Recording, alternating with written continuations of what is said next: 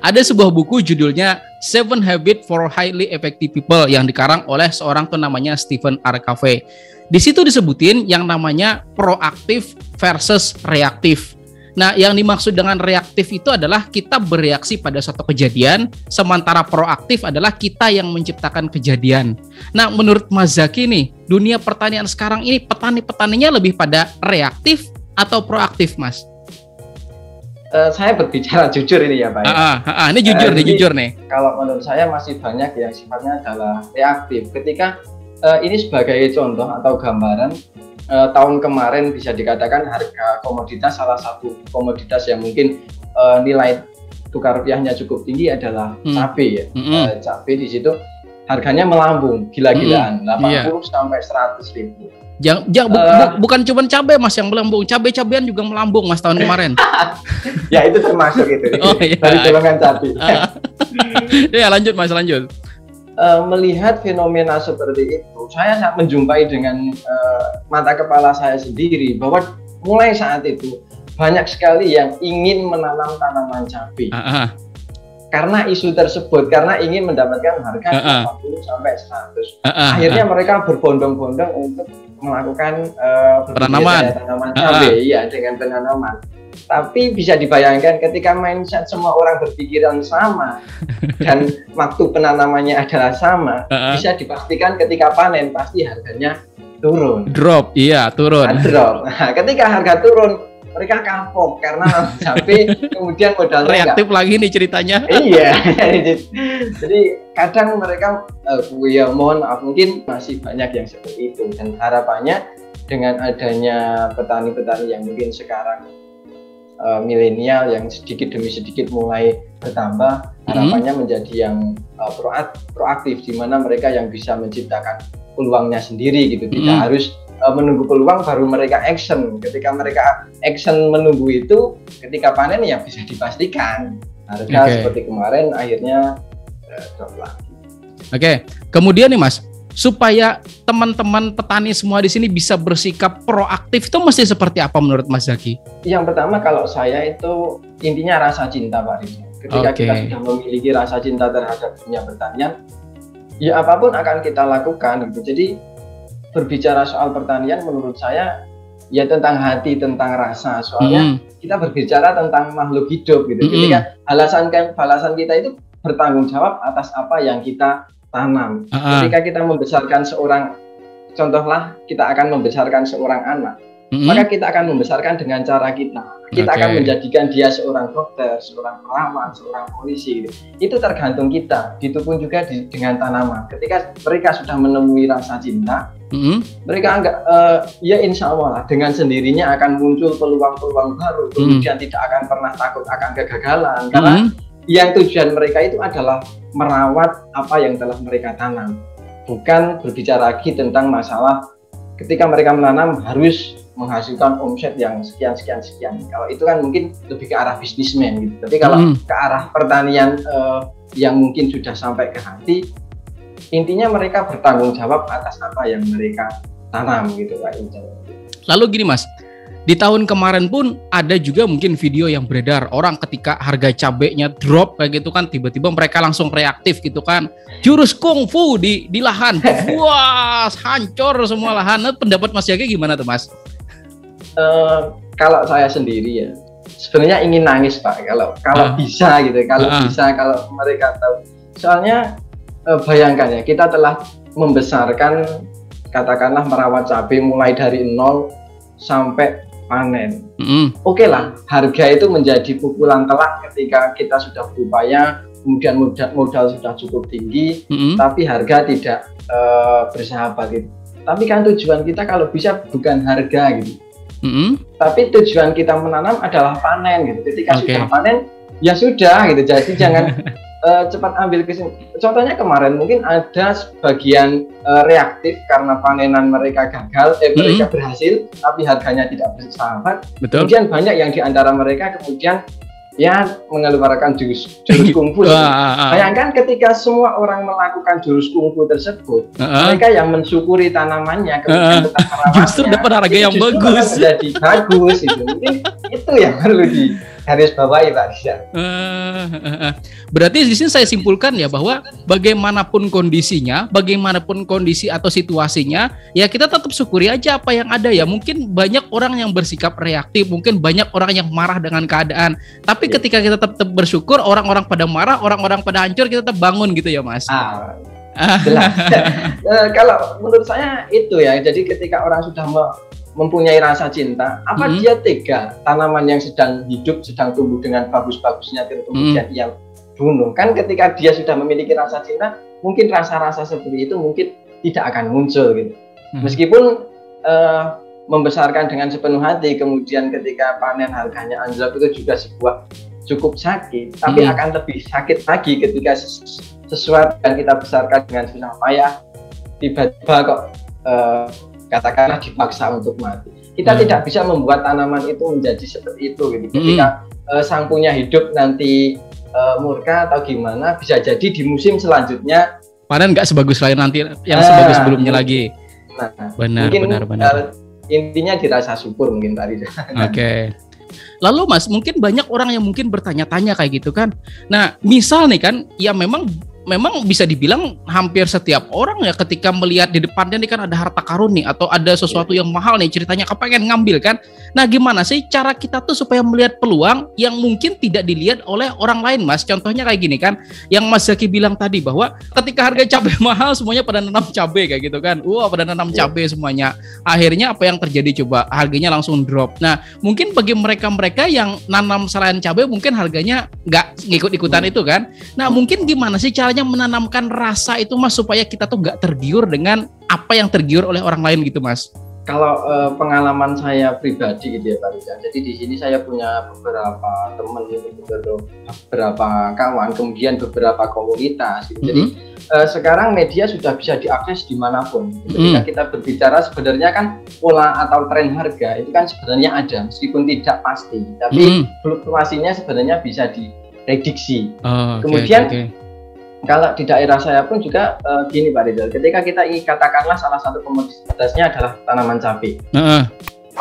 Mereka ingin menanam tanaman cabai, tapi bagaimana melihat ini nanti potensinya ketika panen akan murah atau mahal. Biasanya di pembibitan itu akan terlihat. Ketika ada bibit yang masih kecil-kecil, ketika ditanya kok itu sudah laku, berarti kan kemungkinan besar banyak yang nanam tanaman sesuai itu pasti banyak yang nanam gitu. Jadi ketika kita sudah melihat peluang seperti itu, sebaiknya kita cancel cari komoditas yang di situ bahkan yang bibitnya sudah sampai tua kok nggak ada yang mau beli ya, bisa jadi itu yang akan berpotensi menghasilkan gitu. Jadi sebisa mungkin jangan menjadi follower lah ya.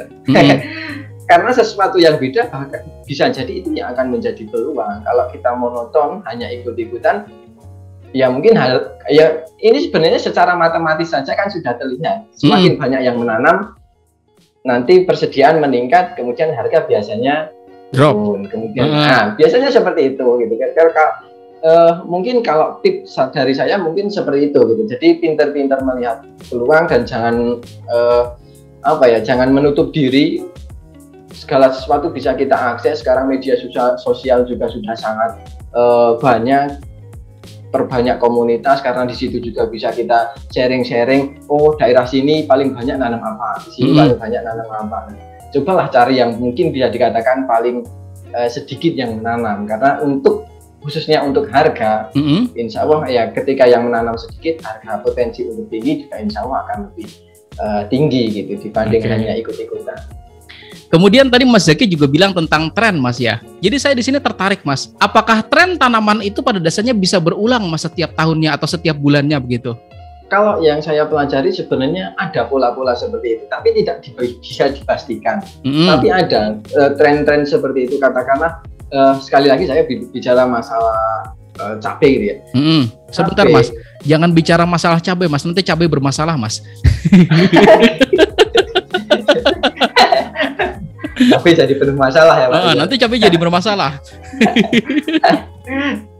Salah satu contohnya adalah ketika kita kan cabai, dari awal saya konsisten contohnya biasanya di cabai, katakanlah di cabai. Jadi cabai itu akan mengalami puncak harga kemungkinan besar itu di bulan yang panennya di musim hujan. Terlebih di bulan Desember, kemudian Januari, kemudian Februari. Mungkin cabai rawit itu mungkin potensi harganya tinggi akan di bulan-bulan itu. Kenapa kok bisa tinggi? Karena resiko kegagalan di situ sangat-sangat tinggi. Mulai dari intensitas hujan yang sudah sangat tinggi, kemudian itu akan berdampak kepada serangan patogen penyakit dan lain sebagainya. Intinya tingkat keberhasilan suatu tanaman itu akan menjadi lebih rendah gitu. Trennya mungkin setiap tahun hampir sama. Bulan-bulan itu harganya insya Allah akan cenderung tinggi gitu. Tapi mungkin akan ada pemutus rantai atau pemutus tren itu ketika semua orang berpikiran hal yang sama gitu. Mungkin beberapa tahun ini mungkin bisa dipelajari bahwa di bulan Desember, Januari harga cabai biasanya tinggi. Tapi 5 tahun lagi kan tidak menjamin karena semua orang berpikiran akan menanam untuk panen bulan Desember dan Januari. Itu kan seperti itu. Komoditas lain pun juga mungkin seperti itu. Ada yang mungkin ketika tahun baru biasanya yang mahal katakanlah jagung manis katakanlah. Kita semua mungkin tren-tren seperti itu ada, tapi mungkin akan bertahan beberapa tahun, kemudian akan ada sedikit pemutusnya. Gitu. Jadi ya hal-hal seperti itu mungkin bisa dipelajari, tapi tidak bisa dijadikan sebagai satu-satunya pedoman gitu. Jadi perlu ada pertimbangan-pertimbangan lain. Intinya berarti sesuai dengan apa yang Mas Zaki bilang tadi ya, ketika memang mungkin kita tahu bahwa di bulan-bulan itu ternyata harga bagus, tapi kan kita lihat juga ya, ini cabai kecil kok pada laku ya, kayaknya banyak nanam nih kayaknya ceritanya. Iya, bisa itu. Lalu Mas, kayak gini kan, mungkin ya bagi teman-teman yang mungkin sudah terlanjur nanam nih Mas ya, kan mereka pengen nih supaya di bulan-bulan itu bisa panen yang bagus kan. Mas Zaki juga bilang bahwa di bulan-bulan itu resiko tuh paling tinggi-tingginya kan. Nah, kita tuh kan pasti pengen nih bagi kita yang sudah terlanjur nanam nih ceritanya. Nah, gimana sih Mas caranya Mas yang sudah terlanjur tanam nih supaya bisa sukses di bulan-bulan itu Mas? Kembali lagi ya Pak, dunia pertanian itu adalah dunia yang dinamis, jadi tidak bisa kita paling merasa paling pintar gitu. Jadi kita harus senantiasa belajar. Musim kemarin dengan musim saat ini tentunya belum bisa dipastikan perawatannya tidak bisa sama. Mohon maaf saya. Perawatannya dari satu musim ke musim lain itu tentunya belum tentu sama. Jadi kita harus melihat celah atau melihat kondisi tanaman, kemudian kondisi lingkungan. Kemudian sekali lagi jangan pernah menutup diri gitu, karena dunia pertanian itu menurut saya sangat dinamis. Jadi mungkin mulai saat ini perbanyak informasi ketika berbicara musim hujan. Kita perlu tuh mempelajari faktor-faktor apa yang biasanya mengakibatkan kegagalan. Entah itu dari serangan penyakit atau apa, di situ mungkin banyak informasi yang bisa kita akses. Apalagi kalau saat ini mungkin sudah sangat banyak ya, mungkin dari penyuluh pertanian di setiap kecamatan mungkin sudah ada, pendamping kelompok-kelompok tani juga sudah ada, bahkan seperti Pak Rizal sendiri yang mau ikut membantu dalam upaya mencerdaskan para petani gitu. Jadi kalau mungkin menurut saya juga petani perlu sedikit membuka diri, membuka wawasan bahwa jangan sedikit Mas, banyak-banyak dibuka. Banyak. Biar bisa masuk semua. Yang lebih parahnya lagi, udah nutup diri, dikunci lagi pintunya. Wah, itu parah banget. Gak bisa masuk.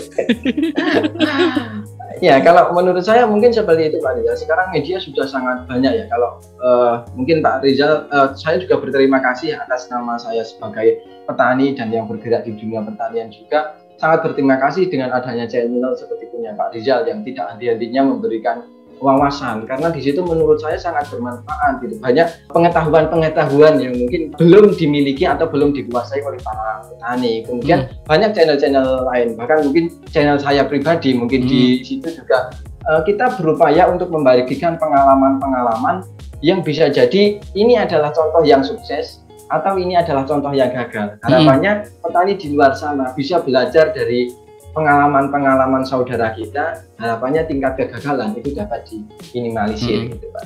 Oke Mas, saya tertarik dengan isi konten dari channel-channelnya Mas Zaki soal kesuksesan teman-teman yang sudah sukses bertani kayak gitu kan. Boleh nggak saya di sini minta satu cerita yang Mas Zaki bisa ceritakan tentang pengalaman Mas Zaki mewawancarai orang-orang yang sudah sukses Mas?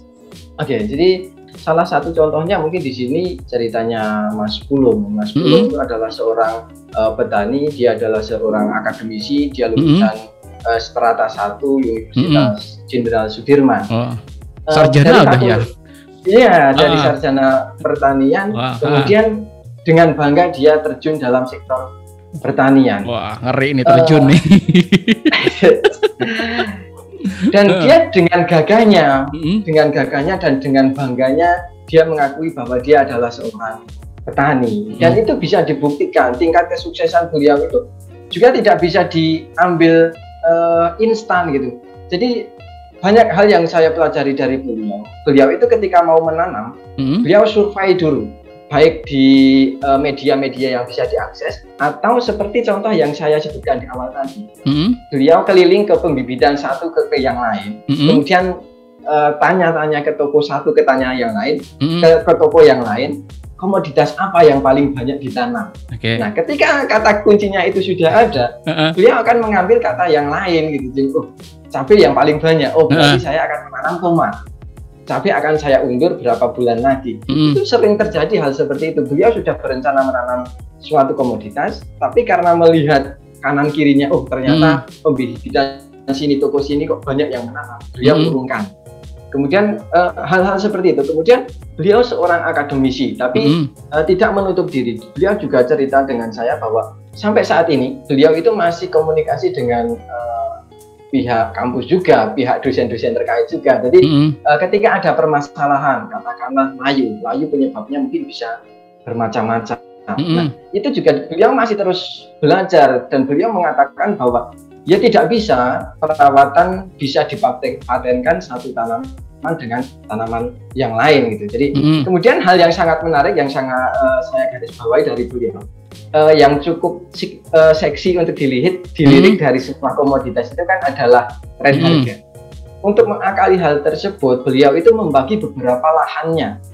Jadi tidak ditanam serentak, tapi dibagi menjadi beberapa bagian. Harapannya setiap waktu beliau akan mempunyai panenan. Jadi beliau tidak akan kaget dengan harga rendah atau harga tinggi. Yang penting setiap saat beliau punya hasil panenan.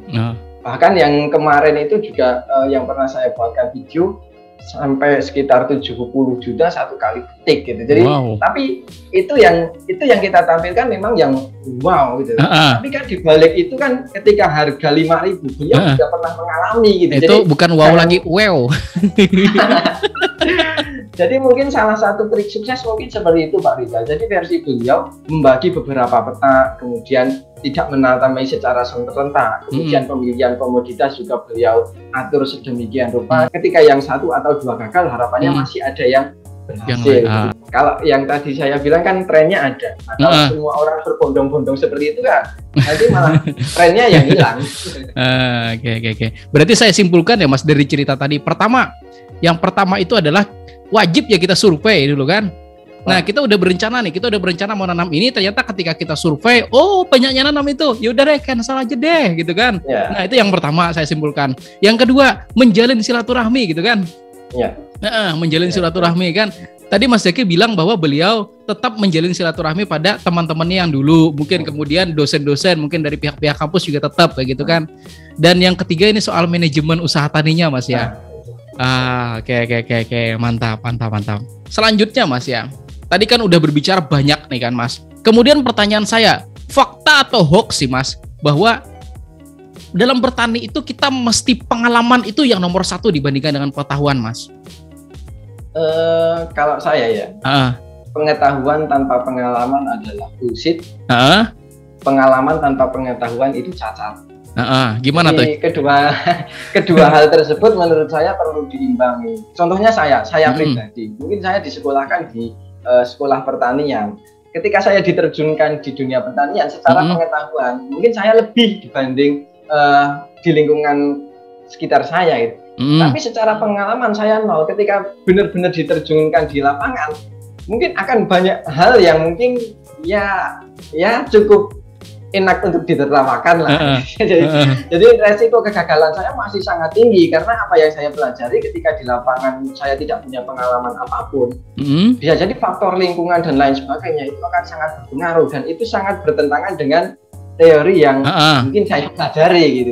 Tapi pengalaman tanpa pengetahuan itu juga menurut saya akan cacat. Kita punya pengalaman, tapi tidak diimbangi dengan pengetahuan. Mungkin setiap tahun kita mempunyai pola yang hampir sama gitu. Kita tidak pernah belajar dari pengalaman-pengalaman itu, tidak diimbangi dengan pengetahuan. Akhirnya kadang banyak hal-hal mubazir atau hal yang mungkin bisa dikatakan sia-sia dari apa yang kita lakukan, dan itu kita lakukan secara terus-menerus gitu. Jadi tanpa pengetahuan juga kadang bisa menjadi masalah gitu kalau menurut saya. Oke, berarti dari situ saya simpulkan ya bahwa jadikan apa yang kita tahu itu sebuah pengalaman, dan jadikan pengalaman kita itu sebuah pengetahuan mungkin buat diajarkan kepada yang lain ya, supaya yang lain juga sukses gitu Mas ya. Nah, seperti itu Pak.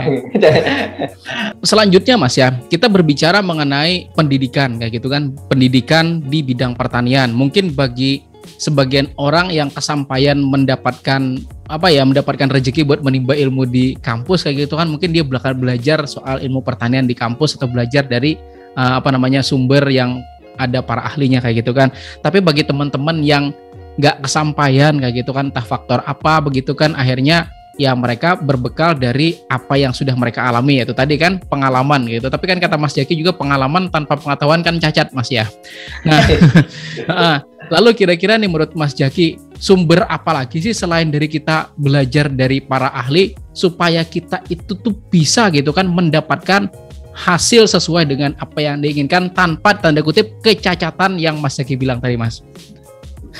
Oke, sekarang kan mungkin dunia itu tanpa batas ya Pak Rizal. Buktinya saya dengan Pak Rizal bisa berkomunikasi seperti ini. Begitu juga dengan para petani. Sudah banyak sumber-sumber yang bisa mereka dapat. Salah satu contohnya mungkin website. Website mungkin sudah sangat banyak. Saya pun juga punya website sendiri yang di situ membahas tentang seputar hal-hal pertanian. Kemudian yang suka video, sekarang YouTube itu banyak sekali yang bergerak dalam sektor pertanian. Salah satunya adalah Pak Rizal seperti ini. Ketika mereka tidak menutup diri atau membuka akses, banyak ilmu yang bisa kita serap gitu, berdasarkan pengalaman-pengalaman kita dari tahun ke tahun. Ketika Pak Rizal nanti menyampaikan materi, di situ pasti ternyata pengalamanku seperti ini gagal, ternyata sumbernya adalah seperti ini, seperti ini. Jadi seperti itu. Kemudian penyuluh-penyuluh pertanian lapangan pun juga mungkin sudah sangat banyak, dan menurut saya mereka juga cukup welcome untuk digandeng ketika mereka punya masalah, bisa diajak komunikasi. Kemudian yang paling dekat dengan mereka, lahan di sekitar mereka, kemudian petani-petani di samping mereka, mungkin bisa sharing dengan mungkin ketika ada satu pengalaman dengan pengalaman yang lain, kemudian mereka kombinasikan, bisa jadi di situ nanti akan muncul pengetahuan baru yang mungkin akan mereka dapat. Gitu. Mungkin kembali lagi berarti ya soal silaturahmi Mas ya? Iya, silaturahmi lagi Pak. Betul. Nah, berarti sebetulnya seandainya petani itu mau bersilaturahmi, mungkin membentuk satu kelompok tani sehingga mereka bisa saling sharing pengalaman, justru lebih bagus ya menurut Mas Jaki. Gimana tuh Mas? Wah, kalau menurut saya iya, itu sangat-sangat bagus ketika komunikasi kemudian silaturahmi di situ bisa terbentuk. Itu menurut saya akan banyak manfaat yang bisa kita bagikan. Yang pertama, ketika saya berbicara tentang manajemen seperti yang tadi kayak gitu, itu juga kan kita bisa saling belajar.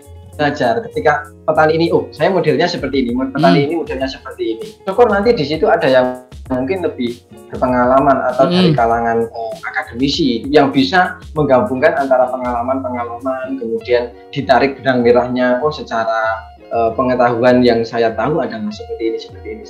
Jadi ya kembali lagi, mungkin jangan pernah menutup diri. Kata kuncinya adalah saling silaturahmi, karena silaturahmi itu menurut saya adalah sangat bermanfaat. Ketika menurut kita itu pas atau cocok, silahkan diambil. Tapi ketika itu tidak pas, ya udah biarkan saja. Paling enggak kan kita sudah ada niat baik silaturahminya. Jadi poin plusnya adalah silaturahmi. Masalah nanti ada ilmu baru, itu bonus gitu. Jadi yang penting lebarkan sayap untuk membuka keran-keran ilmu. Insya Allah banyak ilmu di luar sana yang mungkin bisa kita ambil, bisa kita serap itu tadi. Gini Mas, gak bisa dipungkiri ya bahwa sifat dasar manusia itu terkadang ada sisi baiknya, juga kadang ada sisi nggak baiknya kan kayak gitu. Nah sama juga dalam kita bertetangga atau kita dalam berkelompok. Kita misalnya nanam tanaman A, orang lain juga nanam tanaman A.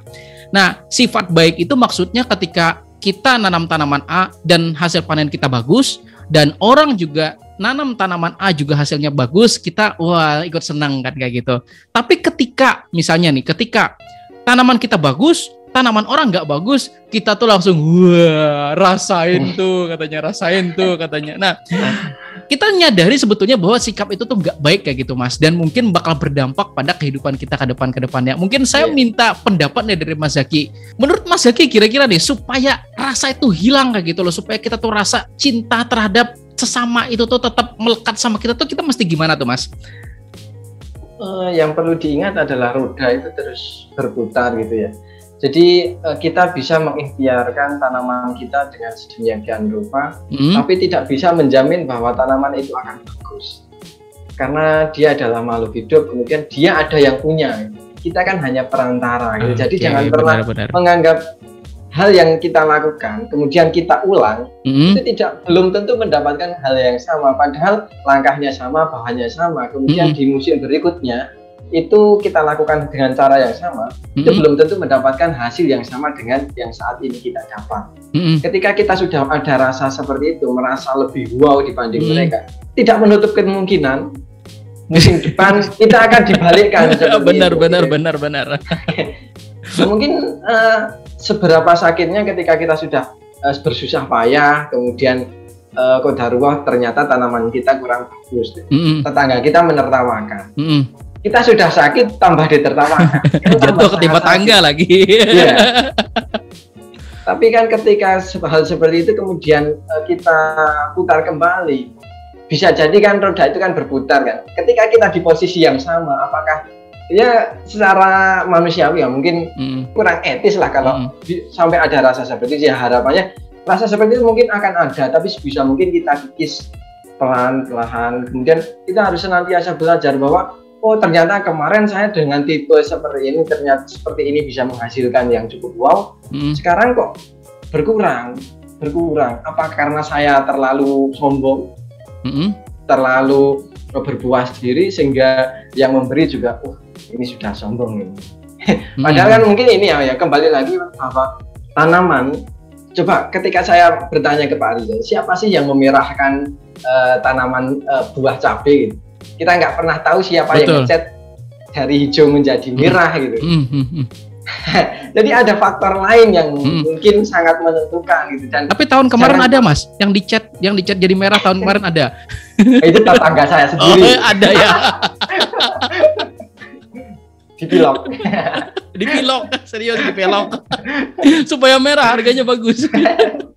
Oke, jadi ini salah satu dari petani yang saya kemarin wawancara ya. Di situ beliau di pesan terakhirnya itu mengatakan bahwa kita menggunakan obat-obat yang sama, kemudian aplikasi dengan dosis yang sama, interval yang sama, lahannya itu hanya atas dan bawah, tapi yang merawatnya itu berbeda, bisa jadi itu berbeda. Bahkan beliau mencontohkan bahwa banyak yang kemarin mungkin di tahun kemarin mendapat harga yang sangat tinggi, yang kemudian bisa menjadi kaya mendadak ya. OKB. Tapi beliau mengatakan banyak orang yang mungkin merasa berpuas diri dan kurang bersyukur. Mereka menyadari bahwa itu adalah hasil kerja payah mereka, bukan pemberian dari Sang Punya Hidup, tapi menyadari bahwa hasil keringat mereka bisa seperti itu. Kemudian tahun ini beliau mengatakan banyak yang dibalikkan, Mas. Banyak yang musim ini gagal gitu. Jadi karena kemarin mungkin sudah terlalu terlena, kemudian mereka merasa bahwa itu adalah hasil dari payah mereka, hasil dari obat-obatan yang mereka aplikasikan, kemudian dari pengetahuan yang mereka miliki, beliau bisa menghasilkan tanaman yang seperti itu dan harga setinggi itu. Tapi musim ini dia mengatakan dengan sendiri orang-orang yang terlena seperti itu musim ini dengan mudahnya dibalikkan. Kebetulan tanamannya awalnya bagus, kemudian tiba-tiba terkena antraknus, kelayuan di mana-mana, kemudian tiba-tiba menjadi gagal panen. Kemudian beliau menceritakan sendiri, salah satu faktor yang mungkin sangat berpengaruh di situ adalah rasa syukur. Itu tidak terlihat, tapi itu nyata akan memberikan dampak gitu. Jadi ya kita bisa berikhtiar, kita bisa berdoa, tapi jangan pernah lupa bahwa kita di sini hanya sekedar ya numpang jalan, ada yang punya jalan gitu. Jadi ada yang mengatur kita gitu. Jadi jangan pernah merasa bahwa ketika kita punya panenan yang sebegitu banyak, harga sebegitu tinggi, itu adalah jerih payah kita. Bukan, itu bukan jerih payah kita, tapi itu adalah pemberian dari Yang Maha Kuasa gitu. Jadi jangan sombong, karena sewaktu-waktu itu dapat diputarbalikkan. Jadi berarti Mas ya, nggak selamanya sebenarnya faktor yang menentukan keberhasilan pertanian itu pertama itu kan adalah lahannya yang bagus. Nggak selamanya juga yang menentukan keberhasilan itu adalah pengelolaan hama penyakit yang bagus, juga pupuk yang tepat. Tapi rasa cinta dan rasa syukur kita pada Yang Maha Kuasa itu juga mungkin pengaruhnya Mas ya. Iya. Itu sangat besar Pak. Meskipun itu mungkin tidak dipelajari di dunia. Betul. Dan ini di mana-mana, bahkan di YouTube nggak dijelasin loh. Saya yakin mungkin di channel YouTube-nya Mas Zaki juga kayaknya nggak pernah cerita deh soal ini deh. Iya, ini eksklusif Pak. berarti podcast ini tuh apa ya, eksklusif mengeluarkan dan apa ya, ibarat spons itu tuh memerah sampai ke perah-perahnya kan. Iya Pak Rida, jadi saya bisa mengatakan seperti ini karena kan sudah banyak petani yang mungkin saya temui dan beberapa dari mereka itu mengatakan bahwa sisi spiritual itu juga sangat berpengaruh di situ. Rasa cinta kita terhadap tanaman, rasa cinta kita terhadap sang punya hidup itu sangat berpengaruh gitu. Meskipun itu tidak tertuliskan, tapi percaya atau tidak percaya itu memiliki pengaruh yang sangat tinggi. Ini saya dengar bukan cuma hanya dari satu orang petani, tapi banyak sekali mungkin, tapi jarang saya mungkin florkan saya itu, tapi insya Allah sangat banyak hal pengalaman-pengalaman seperti itu gitu yang menurut saya itu juga bisa dijadikan salah satu faktor gitu. Oke, wow, luar biasa. Gak terasa nih Mas, hampir di penghujung acara kita nih. Mungkin di menit-menit terakhir ini boleh nggak Mas, andanya nih di depan sini tuh ada mungkin bukan cuma ribuan ya, mungkin puluhan ribu bahkan ratusan ribu petani yang lagi nonton video ini. Kira-kira nih menurut Mas Zaki, amin. Kira-kira nih menurut Mas Zaki, apa sih yang ingin disampaikan kepada seluruh petani Indonesia Mas? Oke, jadi saya pribadi, saya kan tergolong masih milenial ya Pak Rida. Jangan pernah malu, kemudian jangan pernah berputus asa menjadi seorang petani. Karena menurut saya pekerjaan yang bisa dikatakan paling barokah atau yang paling sedikit kemungkinan ataupun potensi tingkat kecurangannya itu adalah di sektor pertanian. Mereka mau mengakali siap. Dan paling cepat masuk surga Mas. Amin. Dan mungkin seperti itu. Intinya seperti itu. Kemudian coba teman-teman di luar sana bayangkan bahwa ketika semua orang malu menjadi petani, kemudian alih fungsi lahan itu secara terus-menerus terjadi karena pertambahan penduduk, tentunya itu akan mengkonversi lahan produktif akan menjadi pemukiman gitu. Bisa dibayangkan nanti sesuap nasi atau satu genggam cabai itu harganya bisa sangat tinggi. Karena apa? Karena produksinya sangat rendah, karena lahan-lahan sudah sangat sedikit dan sudah sangat sedikit yang mau terjun dalam dunia pertanian. Teman-teman jangan menunggu hal itu terjadi, tapi mulailah dari saat ini. Yakinlah bahwa menjadi petani itu adalah mempunyai gambaran, menurut saya dari sisi bisnis juga sangat besar atau sangat tinggi potensi untuk menjadi seorang miliarder mungkin ya Pak Dini. Oke. Kemudian pesan saya juga ketika kepada para petani ya jangan cepat berputus asa, kemudian jangan cepat berpuas diri karena pertanian itu dinamis. Silahkan tetap selalu belajar karena dari pengalaman itu nanti akan muncul pengetahuan baru yang mungkin bisa kita tularkan. Dan jangan pernah pelit-pelit ilmu karena ketika ilmu yang kita dapat kita tahan untuk diri kita sendiri ya itu nggak ada apa-apanya, bisa jadi ilmu itu akan hilang gitu. Kemudian menghadapi yang tadi ya, yang seperti yang reaktif yang tadi kita bahas itu, munculkanlah rasa cinta terlebih dahulu. Tujuan kita adalah membesarkan dan merawat dia sampai nanti panen. Titik panen itu adalah tingkat kebahagiaan tertinggi, bukan harga tertinggi tujuan kita, tapi panen itu adalah tujuan kita gitu. Jadi ketika tanaman sudah panen, ya itu adalah tujuan kita. Seberapapun harganya, itu adalah bonus, adalah pemberian dari Yang Maha Kuasa. Tapi tujuan kita kan adalah menanam tujuannya adalah panen. Ketika tanamannya baik, ya itu puncak kesenangan tertinggi adalah di situ gitu. Jadi jangan pernah ketika harga drop langsung terus kungfu jangan dikeluarkan lagi lah, sayang gitu.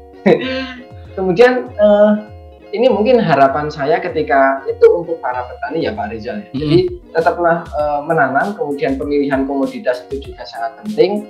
Jangan pernah menutup diri, silakan gali-gali informasi. Mungkin satu lagi Pak Rizal, kalau menurut saya ketika berbicara sekarang kan isunya kan harga pupuk banyak yang naik. Betul, kemudian, betul. Bukan banyak Mas, hampir semua Mas. Mungkin seperti itu. Kemudian faktor anomali iklim atau alam sekarang juga sudah tidak bisa diprediksi, sangat beragam, sangat variatif. Mungkin akan sangat memusingkan untuk para petani gitu. Tapi teruslah belajar karena di situ nanti akan muncul ilmu baru. Katakanlah siapa sih yang nggak butuh cabai, siapa sih yang nggak butuh nasi. Hampir setiap rumah itu memerlukan itu gitu.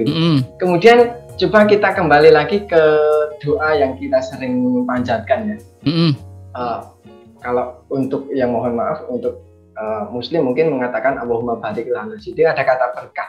Betul. Berkah itu kan itu nanti ujung-ujungnya kan di petani gitu. Jadi dia tidak berdoa, tapi ada yang mendoakan.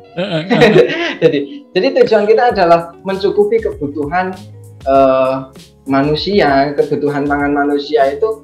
Niatkan pertanian itu sebagai ibadah gitu. Jadi siapa yang ingin mencukupi kebutuhan pangan di dunia ini kalau bukan petani. Jadi berapapun harganya, tapi paling enggak kita sudah menyumbangkan bahwa nasi yang mereka makan, kemudian cabai yang mereka jadikan lalapan, itu adalah hasil dari jerih payah petani. Gitu. Jadi yakinlah bahwa pertanian adalah pertanian yang paling, menurut saya yang pekerjaan yang paling barokah.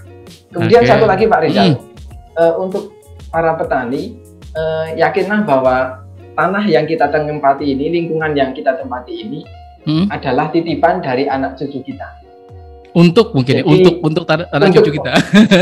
Untuk anak cucu kita. Jadi untuk anak cucu kita. Jadi selayaknya sebuah titipan itu kita pinjaman lah, kita pinjam dari anak cucu kita ya Pak Rizal.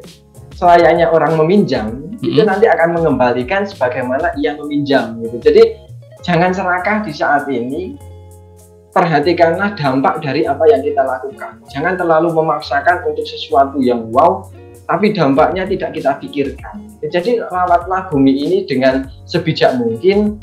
Harapannya nanti anak cucu kita masih bisa merasakan hal yang sama dengan seperti apa yang kita rasakan saat ini. Jangan sampai hasil alamnya kita ambil secara kuras, kemudian nanti tinggal residu-residunya atau tinggal sampah-sampahnya yang ada di tanah.